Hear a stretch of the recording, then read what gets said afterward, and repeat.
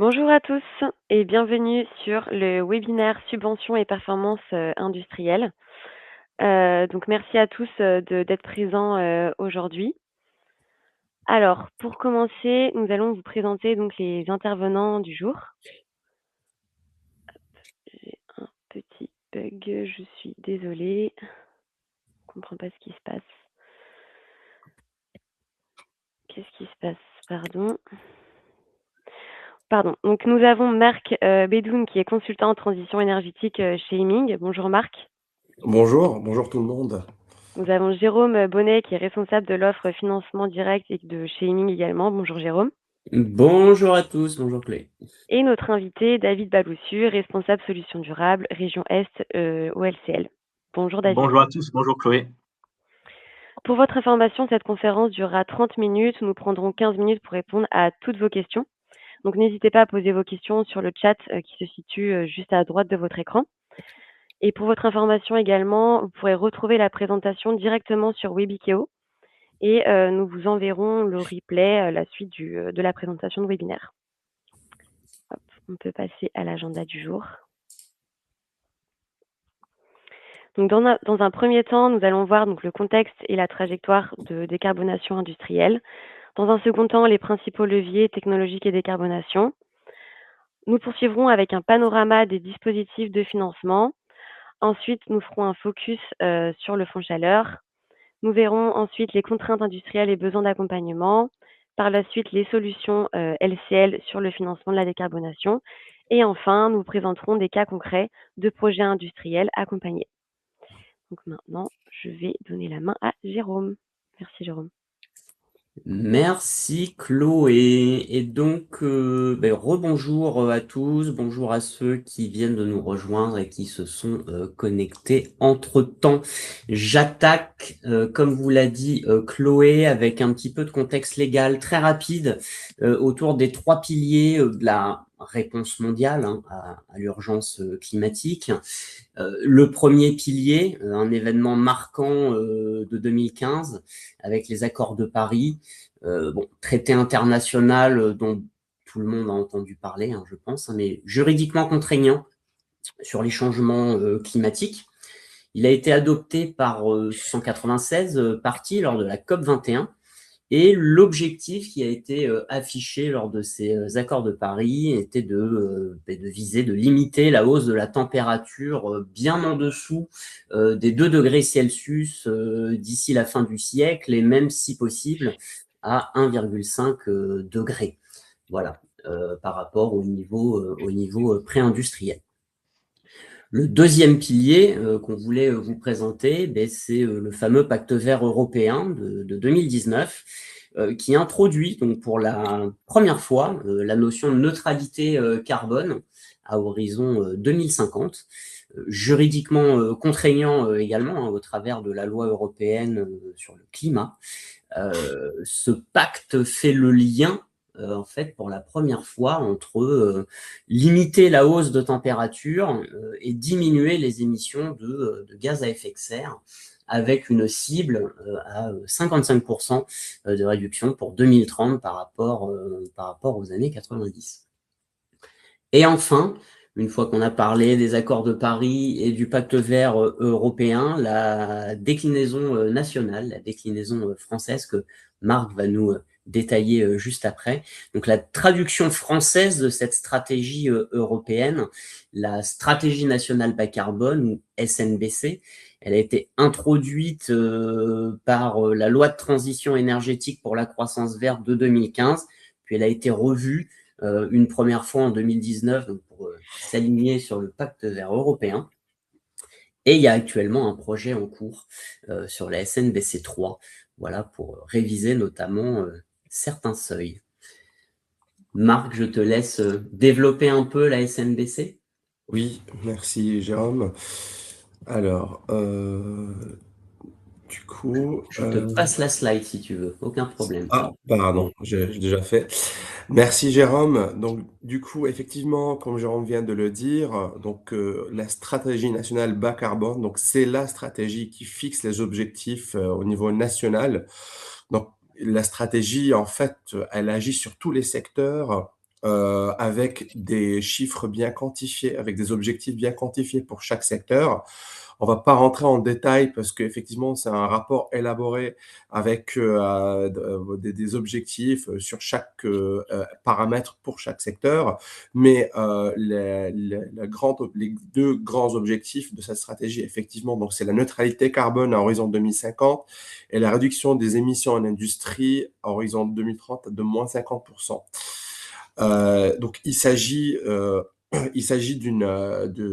d'une trajectoire qui est fixée par cette stratégie, qui est ensuite déclinée via la planification écologique. Donc, c'est ce qui fait piloter cette stratégie pour atteindre ces objectifs. Donc, cette planification consiste à des plans d'action une forme de pilotage via des feuilles de route sectorielles, des objectifs par filière, des priorisations des investissements et un suivi des trajectoires. Et ensuite, ce pilotage, il est acté à travers des leviers qui sont les politiques industrielles, avec des priorités très claires, notamment pour l'industrie, comme l'électrification des procédés, le développement de la chaleur renouvelable et l'amélioration de l'efficacité énergétique. Ces priorités, ils sont pas juste vraiment théoriques, c'est des priorités qui structurent directement les dispositifs de financement qu'on va voir plus tard. Je te laisse la main, Jérôme. Oui, merci Marc pour la précision sur la SNBC. L'industrie française est clairement en première ligne, hein. L'enjeu de décarbonation, il est colossal. Concrètement, la France doit diviser à peu près par 6 en 30 ans les résultats de plus de 200 ans d'émissions carbone depuis la révolution industrielle. L'industrie française se retrouve donc directement impactée en première ligne avec 16% des émissions, 16% des émissions nationales, soit à peu près 59 mégatonnes de CO2 par an. On vous a projeté deux graphes, également bien connus du secteur. À gauche, vous avez les émissions de GES par secteur. D'accord. Donc, va falloir me croire sur parole vu l'échelle, mais donc en 2024, les émissions totales ont diminué de 1,8% par rapport à 2023. La baisse est particulièrement importante dans l'industrie de l'énergie. Et les autres secteurs ont tendance à stagner. Voilà. Dans le graphe de droite, on vous a ouvert du coup la bande rouge qui concerne directement l'industrie manufacturière et de construction. Donc là encore, vous voyez que les 4 tranches du bas, à savoir les émissions de la chimie, des minéraux non métalliques et des matériaux de construction, de la métallurgie, des métaux ferreux et de l'agroalimentaire, représentent plus de 80% des émissions du secteur. Voilà. Donc, et la baisse concerne principalement le secteur des minéraux non métalliques. Donc, tout ça pour dire quoi? Que l'industrie française est clairement en première ligne sur cet effort de décarbonation qui nous est dessiné et objectivé notamment par la SNBC. Et du coup, l'objet des slides d'après, c'est de voir ensemble les différents leviers de décarbonation qui existent pour essayer d'atteindre ces cibles compliquées. Voilà. Marc, si tu veux. Merci, Jérôme. Donc, avant de rentrer plus tard dans les dispositifs de financement, nous allons vous présenter sur quoi portent les grands axes d'intervention aujourd'hui en matière de transition écologique en industrie. Donc, en fait, ce sont ces thématiques qui sont priorisées par les politiques publiques qui structurent aussi nos accompagnements chez ENI. Donc, effectivement, le grand défi, donc, c'est d'accélérer la décarbonation de l'industrie. Et pour ça, les politiques publiques s'appuient sur plusieurs leviers. Donc, on retrouve d'abord les ressources naturelles avec tout ce qui concerne la gestion de l'eau, les matières premières, optimisation de la consommation et traitement de ces ressources, ou voire leur substitution. Ensuite, on a le mix matière avec des projets d'intégration, de substitution de matières qui sont biosourcées, qui sont plus vertes, moins polluantes, qui vont rentrer dans la composition finale des produits ou procédés pour améliorer la durabilité, de ces procédés et donc réduire l'empreinte carbone des produits. On trouve aussi le mix énergétique avec des projets d'intégration, de substitution de formes d'énergie renouvelable, comme l'électrification des procédés, recours aux énergies thermiques, la chaleur fatale, l'utilisation des gaz qui sont moins carbonés comme le biogaz. Et puis, on va trouver l'efficacité énergétique qui reste un pilier important. Donc ici, on parle de la performance des procédés industriels, le rétrofitting ou rénovation énergétique des équipements énergivores ou obsolètes par des équipements qui sont plus modernes et plus efficaces en consommation et récupération d'énergie.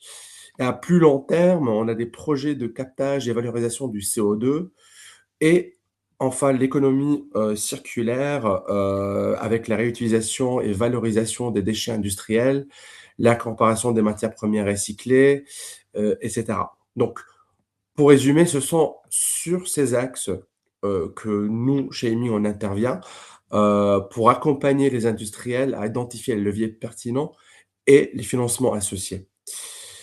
Donc, passons à la suite pour voir comment ces thématiques se traduisent concrètement par les dispositifs de financement. Jérôme, je te laisse la main.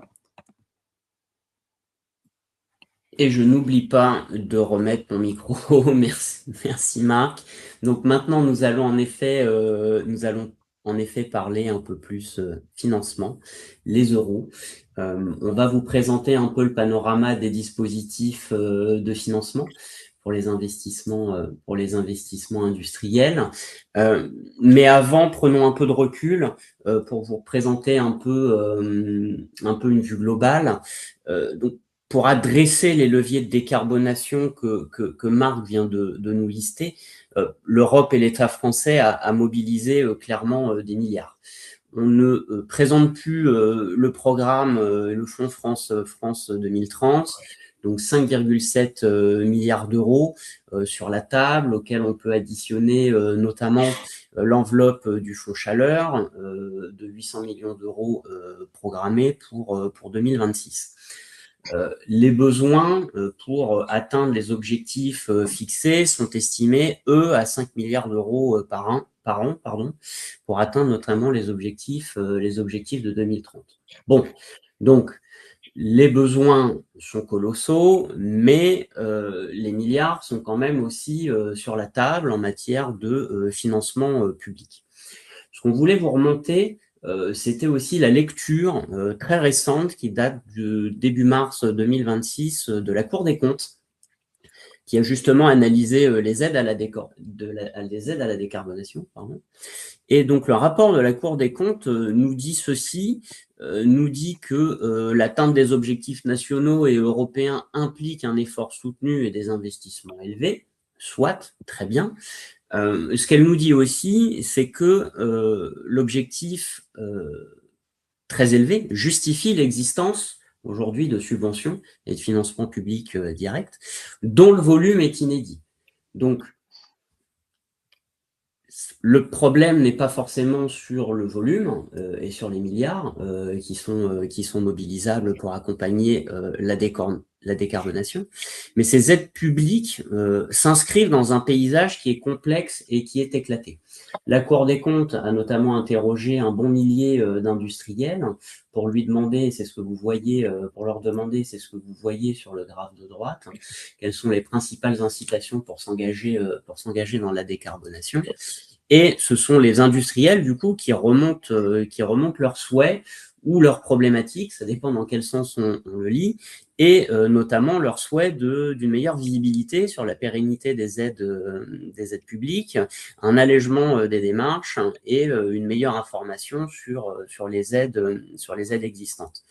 Donc là, la conclusion de tout ça, c'est que des milliards sont mobilisés, mais qu'aujourd'hui, le frein n'est pas vraiment l'absence d'aide publique, mais davantage leur visibilité et leur accès. C'était le message qu'on voulait vous faire passer aujourd'hui. Et donc, en effet, on se retrouve face à un financement qui est multiniveau, au niveau de l'Europe, au niveau de l'État, au niveau des régions. Ce que nous dit également la Cour des comptes, c'est que le paysage des aides publiques, il est marqué par une multiplicité de ces dispositifs européens, nationaux et régionaux, dont l'articulation est parfois très limitée. Donc, il existe, et vous le voyez sur nos petits graphes, j'espère que c'est lisible, autour de l'industrie dans la pastille bleue, il existe plusieurs fonds, il existe plusieurs programmes, il existe divers guichets, beaucoup de dispositifs, des formats très différents, des appels à projets, des appels d'offres, des enchères, des auctions, des financements de différentes formes, des subventions, des avances remboursables, des contrats de gré à gré, des contrats de chaleur renouvelable côté fonds chaleur, le tout encadré par des régimes d'encadrement comme par exemple le régime en faveur de la protection de l'environnement, le SA 111 726, si je me souviens bien. Bref, vous l'aurez compris, ce n'est pas simple. Cela implique du coup pour les porteurs de projets quand même des bonnes nouvelles, c'est-à-dire que la possibilité de cumuler certaines aides, attention, c'est très très encadré, la possibilité d'optimiser les montages et une optimisation financière avérée. Par contre, la nécessité de choisir le bon guichet au bon moment, le bon dispositif, le bon format et potentiellement du coup une complexité de montage avérée pour aller sur ces solutions. Donc, les aides publiques à la décarbonation répondent bien aux besoins. Par contre, elles s'intègrent dans un cadre européen et national strict, d'accord, qui définit quels projets sont finançables et à quelles conditions. Et ça, c'est pas toujours évident. Merci Jérôme. Je prends le relais pour passer à la suite et vous montrer quelques guichets de financement que les pouvoirs publics ont mis à disposition, en particulier pour les projets industriels. Donc ici, on trouve des guichets de financement qui interviennent sur plusieurs catégories de projets, allant de la R&D jusqu'au projet d'industrialisation. Alors, hormis les guichets fiscaux et les crédits d'impôt de recherche, il existe des dispositifs de subvention qui couvrent les coûts des projets de transition écologique à différentes phases. Donc, ces dispositifs sont pour la plupart reconduits annuellement. Parmi ces dispositifs, on va faire un focus sur 2 programmes structurants qui seront reconduits aussi cette année sans interruption. Donc, on parle notamment des programmes de fonds de décarbonation industrie, ou qu'on appelle Decarb Ind, qui financent les investissements matériels pour réduire l'intensité carbone des procédés, notamment via l'électrification, le changement d'équipement ou la récupération de chaleur fatale. Et en deuxième programme, qui est le fonds chaleur, qui est un fonds géré par l'ADEME, qui est pareil, reconduit annuellement et qui soutient les projets de valorisation de chaleur fatale et production de chaleur renouvelable, qu'on va voir en détail. Et donc, on va faire un focus sur ces 2 dispositifs. Commençons par le fonds de décarbonation industrie. Ce fonds, il se traduit par 2 dispositifs complémentaires qui sont Decarb Ind et Decarb Flash. Donc, tous les 2 dispositifs couvrent des projets de décarbonation en industrie, allant de l'optimisation du mix énergétique via, par exemple, l'électrification, une modification de mix matière pour réduire l'empreinte carbone des intrants de produits, l'amélioration de l'efficacité énergétique des procédés industriels, jusqu'à l'isolation des bâtiments industriels. Donc, la différence entre les 2, c'est que le Decarb Flash, il s'adresse aux petits projets, donc qui ont un budget inférieur à 3 millions d'euros, tandis que le Decarb Ind couvre des projets de plus grande taille qui ont un budget supérieur à 3 millions d'euros. La reconduction est confirmée et attendue en Q2 2026 pour Decarb Ind, tandis que Decarb Flash, le guichet, il est ouvert jusqu'au février 2027. On est sur des taux de financement qui sont assez élevés, qui montent jusqu'à 45% des CAPEX pour les grandes entreprises. Donc, c'est des dispositifs qui sont intéressants, vis-à-vis de l'impact de l'aide, qui peut venir améliorer et optimiser le payback sur des projets de décarbonation. 2e focus qui est un peu plus élaboré qu'on va faire, ça sera sur le fonds chaleur et donc les projets qui sont financés. Du coup, donc c'est quoi le fonds chaleur? Donc avant de parler de fonds chaleur, il faut, juste qu'on fasse une petite introduction sur, la chaleur, le besoin en chaleur et les formes de chaleur. Donc la chaleur, c'est une forme d'énergie, qui est essentielle. Elle représente environ entre 40 à 45% de la consommation énergétique finale en France. Or, la majorité de cette chaleur, elle provient encore des énergies fossiles. Donc, pour répondre aux objectifs de décarbonation qui sont, programmés par la stratégie nationale, la décarbonation de la chaleur consiste en une étape essentielle dans, le cadre de la transition énergétique. Et c'est exactement ce qu'on retrouve dans la stratégie nationale bas carbone, avec un objectif qui est assez clair, donc augmenter significativement la part de la chaleur renouvelable. En fait, on est aujourd'hui, donc autour de l'année 2022, on est autour de 27% de la part de chaleur renouvelable, parmi le besoin ou la consommation en chaleur en France. Et donc l'objectif, c'est d'atteindre environ 38% d'ici 2030. Pour y parvenir, on s'appuie sur des chaleurs renouvelables, donc c'est des formes de chaleur produites ou récupérées à partir de sources renouvelables. Donc les principales formes de chaleur renouvelable telles que définies et soutenues par les politiques publiques et donc par l'ADEME sont donc la biomasse, la chaleur fatale, qui est donc la chaleur perdue et non valorisée dans les procédés industriels, la géothermie, donc qui est la chaleur contenue dans les nappes et sources souterraines, la méthanisation, qui est la valorisation du biogaz issu des déchets agricoles, le solaire thermique et les réseaux de chaleur urbains. Donc le fonds chaleur, donc qui est piloté par l'ADEME, il soutient le développement de ces différentes filières. Il s'adresse à toutes les entreprises, quelle que soit leur taille, et propose des taux d'aide intéressants sur des dépenses éligibles bien définies. Chez Aiming, nous traitons surtout des projets de méthanisation, biomasse et chaleur fatale, qui sont les projets les plus fréquents dans la catégorie des chaleurs renouvelables. Mais nous restons attentifs aux autres types de projets, notamment la géothermie qui connaît un regain d'intérêt ces dernières années. Une importance particulière est donnée à la chaleur fatale, qui est l'énergie thermique perdue et non valorisée dans un procédé industriel et qui représente souvent une partie très importante de l'énergie totale apportée aux unités industrielles. En effet, aujourd'hui, il existe beaucoup de solutions pour récupérer et valoriser cette énergie. Et souvent, il s'agit des investissements qui présentent un payback ou un retour sur investissement qui est très optimisé. Surtout que de tels projets présentent des coûts OPEX très faibles. Et c'est des projets qui exploitent une forme gratuite d'énergie, donc qui permettent une réduction significative des coûts d'opération. D'où la priorité accordée à ce type de projet par les politiques publiques.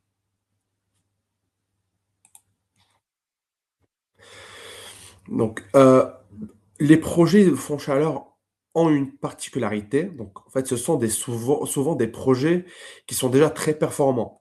Donc, l'enjeu, c'est pas seulement de démontrer leur pertinence, mais leur optimisation. En effet, il y a 3 critères qui sont clés pour un projet fonds chaleur.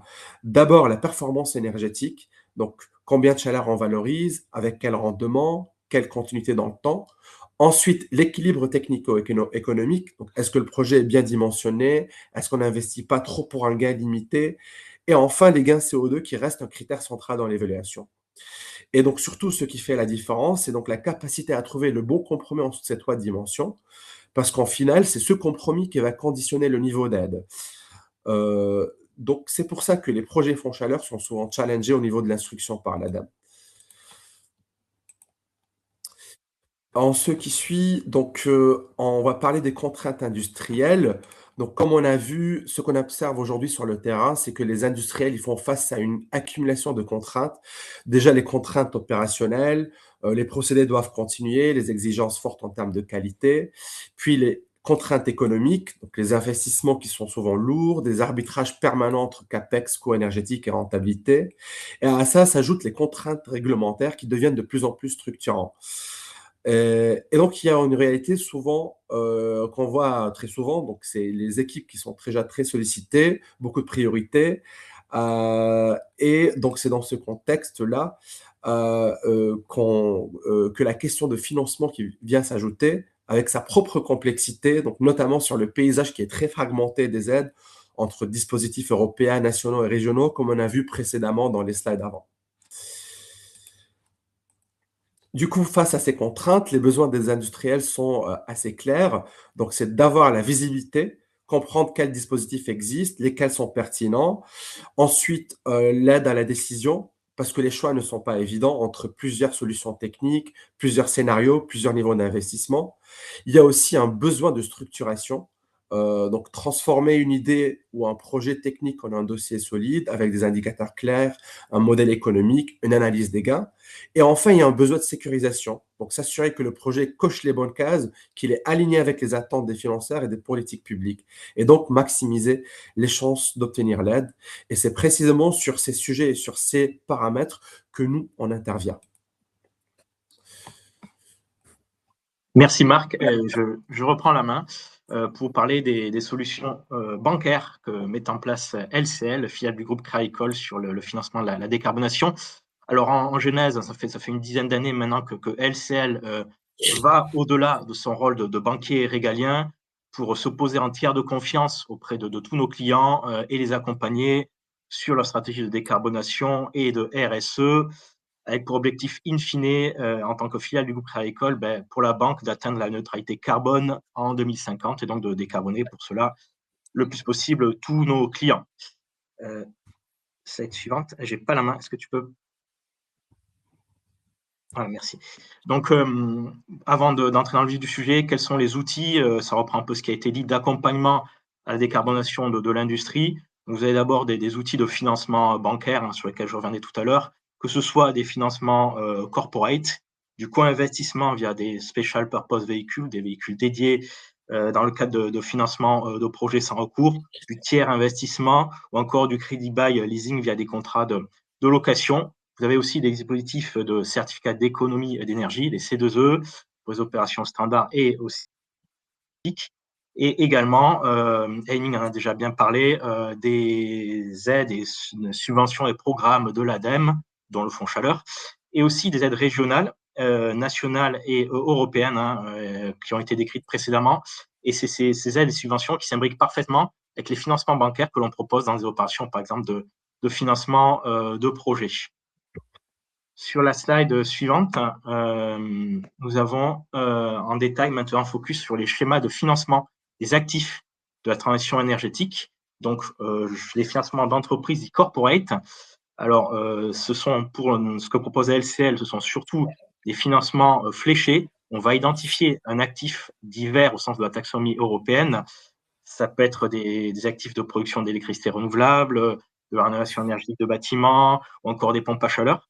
Et donc, on flex du CAPEX sur cet objet et potentiellement, le financement peut être aussi adossé à des enveloppes européennes de la Banque européenne d'investissement pour un taux bonifié. On propose aussi des financements indexés à des critères RSE que vous déployez dans le cadre de vos stratégies RSE. Et l'atteinte ou l'atteinte des objectifs fixés annuellement va impacter à la hausse ou à la baisse votre marge de taux. Donc, ce sont en général des opérations qui sont déployées facilement et de manière assez rapide aussi. Du co-investissement aussi, c'est le deuxième brique des financements bancaires, où là, les projets sont logés sous des SPV, Special Purpose Véhicules, en fait, détenus par des développeurs d'énergie renouvelable. Il s'agit de financement de projets sans recours sur 15 à 20 ans, sans recours sur les actionnaires du projet, et des opérations en général donc complexes et longues à mettre en œuvre.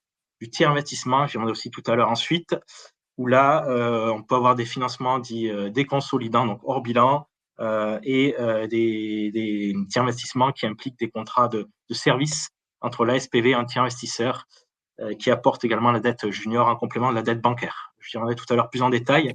Et puis, la dernière opération bancaire intéressante qu'on propose aussi, c'est le crédit buy leasing, en fait, via un contrat de location, donc entre le corporate et le développeur ENR, donc plutôt très simple à mettre en place sur des objets assez simples de la transition énergétique. Ça peut être des panneaux solaires, par exemple.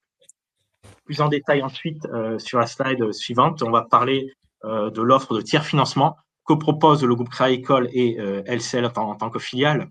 D'abord, on constate, on a à l'heure actuelle un mécanisme de tiers financement qui est encore en développement. Les standards de marché ne sont pas totalement établis.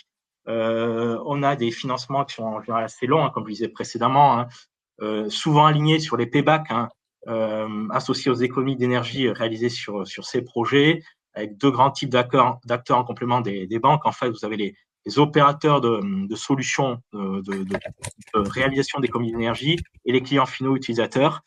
Et donc des financements de projets sans recours via des SPV, comme je disais précédemment, et surtout une approche globale en fait qui combine des solutions techniques où le tiers investisseur en fait va apporter une dette junior qui est bien inférieure à la dette senior apportée par la dette bancaire, comme vous voyez sur le schéma ici. Et ce tiers investisseur aussi s'occupe de la gestion technique des actifs déployés, l'opération, la maintenance, études de faisabilité, et le projet se rémunère sur les économies d'énergie, la performance énergétique réalisée tout au long de la durée du financement. Il s'agit bien donc d'une approche globale qui intègre aussi tous les aspects juridiques et contractuels. On a souvent en termes de métriques à retenir en fait 90 à 100% de la dette senior, donc associée au montant global, des durées qui peuvent aller jusqu'à une vingtaine d'années maximum, des montants sur les opérations qui vont de 300 000 € jusqu'à 10 millions d'euros pour nos clients les plus énergo-intensifs. Donc finalement une solution clé en main en fait, vraiment de A à Z. Et dans certains cas, vous pouvez avoir zéro equity, zéro fonds propres à apporter par le client sur cette opération en fait, qui confie entre guillemets les clés du camion au tiers investisseur. Alors quels objets ensuite nous LCL on considère dans le cadre de ces opérations, que ce soit des financements de projets ou du tiers financement. Ce sont à la fois des actifs de production d'électricité ou de gaz renouvelable, photovoltaïque, biomasse, éolien, bois énergie, ou encore des infrastructures, ça peut être des bornes de recharge électrique, des stations de distribution de gaz naturel véhicule ou d'hydrogène, ou encore des équipements de type pompe à chaleur, cogénération ou récupération de chaleur fatale. Donc, vous voyez, le spectre est quand même assez large.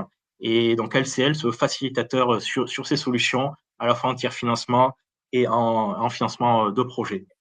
Plus globalement, l'approche qu'on a nous, ce sera ma dernière slide dans le cadre de cette présentation, on a une approche vraiment de clé en main globale. D'abord, on va vous voir, vous clients, pour faire un état des lieux de vos besoins en matière d'accompagnement, de financement. L'idée étant de faire converger vos trajectoires de CAPEX, déploiement de CAPEX, avec vos trajectoires de décarbonation, faire converger donc le financier et l'extra-financier, et vous proposer la solution de financement la plus adaptée à vos besoins, qu'il s'agisse de financement fléché, indexé ou financement de projet.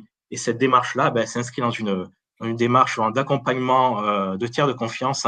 On a une direction dédiée en fait qui mobilise une service de financement durable, des experts énergie qui travaillent beaucoup avec les développeurs de projets, et un programme d'accompagnement où on a un écosystème de partenaires qui vont vous aider à activer vos leviers de décarbonation, que ce soit de la sonorisation de bâtiments, des bilans carbone, de la durabilité, du géostockage aussi, ou plus généralement un accompagnement à la RSE et à la durabilité. Voilà donc pour l'approche globale de LCL en fait, qui vous accompagne sur tous vos projets. Et je reste à disposition pour des besoins éventuellement que vous pouvez détecter sur votre décarbonation.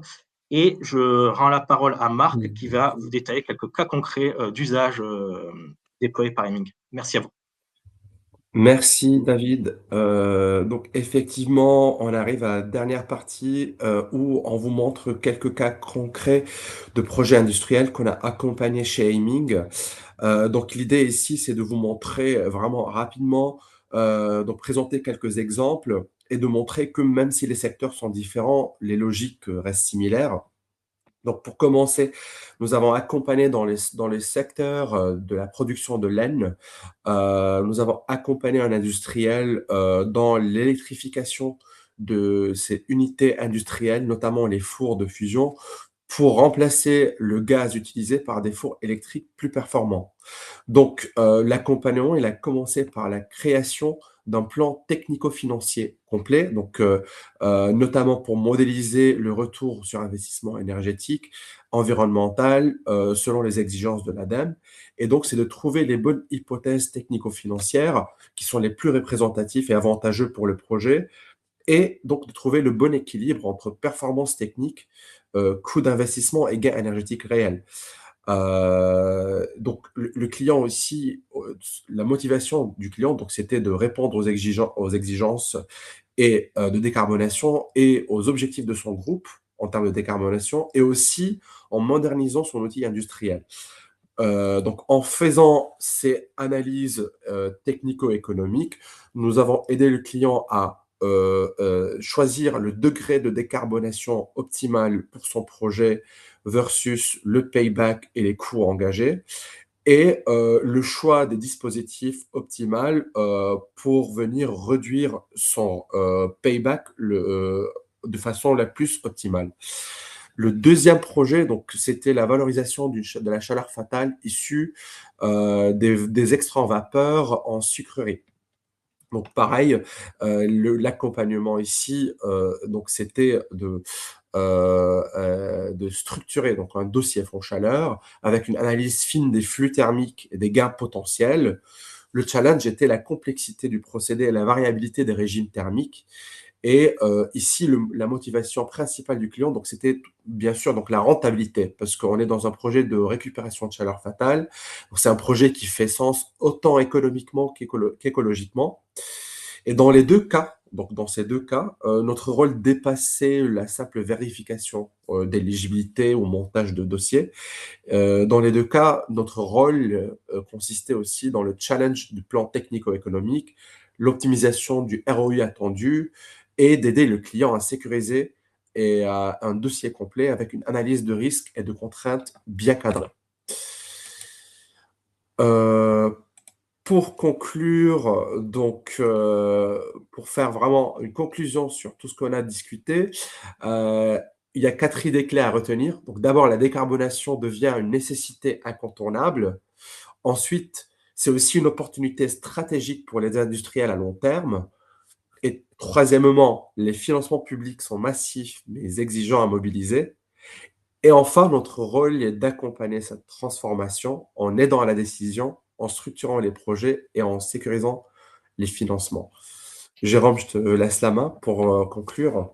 Oui, le temps file très vite, mais nous sommes toujours dans les clous niveau timing, mais il est l'heure de conclure ce webinaire. Je rebondis sur tout ce que vous avez dit déjà tous les deux. Le verdict est clair, la décarbonation est une nécessité. Elle répond au pilier numéro 1 de la taxonomie européenne, qui est l'atténuation du changement climatique. L'industrie est en première ligne, ça c'est clair aussi. L'industrie est en train de transformer son modèle et prend le pas. La décarbonation est un investissement lourd, mais un investissement d'avenir qui s'avère stratégique. Les financements publics sont massivement là, mais exigeants, multiplicité des fonds qui sont multiniveaux, multiplicité des guichets et des dispositifs. Les critères d'éligibilité, tu l'as répété plusieurs fois, Marc, sont exigeants, clairement. Des études de faisabilité sont demandées pour la plupart des projets.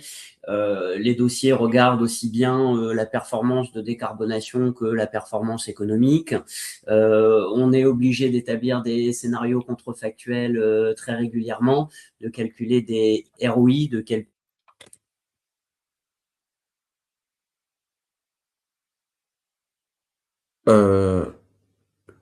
Jérôme, on t'entend plus. Ouais. Ouais, ça s'est coupé.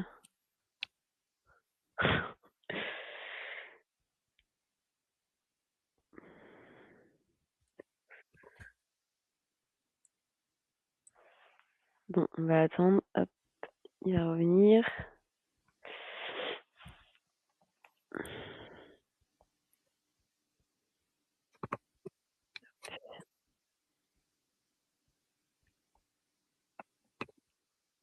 Désolée pour ce petit contretemps. Ça devrait revenir. Par contre, on a toujours perdu Jérôme. En Vas-y. attendant, David, Ouais. peut-être tu peux clôturer côté LCL. Effectivement, côté LCL, donc l'idée c'est vraiment d'être moteur de votre stratégie RSE au sens large, hein, les volets environnemental, social et de gouvernance. Et dedans, effectivement, le volet décarbonation, transition énergétique, pour vous mettre à disposition des financements structurants pour vos stratégies de décarbonation, de financement de vos actifs notamment, et de vous aider in fine à faire des économies d'énergie, à réduire votre empreinte carbone, hein. L'enjeu, il est fort au niveau de vos parties prenantes de votre activité et c'est à la fois un rôle aussi exemplaire pour marquer votre engagement sociétal dans un contexte tumultueux pour la décarbonation un peu partout en Europe actuellement. Voilà, pour ma part. Très bien, merci Jérôme, merci David, pardon. Jérôme, il est toujours en problème de connexion. Donc, pour clôturer, nous vous laissons nos coordonnées ici. Donc, n'hésitez pas à revenir vers nous pour la moindre question ou pour plus d'informations concernant les dispositifs de décarbonation et nos différents services d'accompagnement dans des projets de décarbonation. Ouais. Je précise aussi qu'il y a eu quand même quelques questions. Donc, on prendra le temps d'y répondre individuellement à la suite du webinaire. Voilà. Et puis, encore une fois, voilà, n'hésitez pas à nous contacter. Merci beaucoup pour votre participation. Merci beaucoup aux intervenants. Et encore désolée pour ce petit souci de connexion. Merci à tous. Une très bonne journée.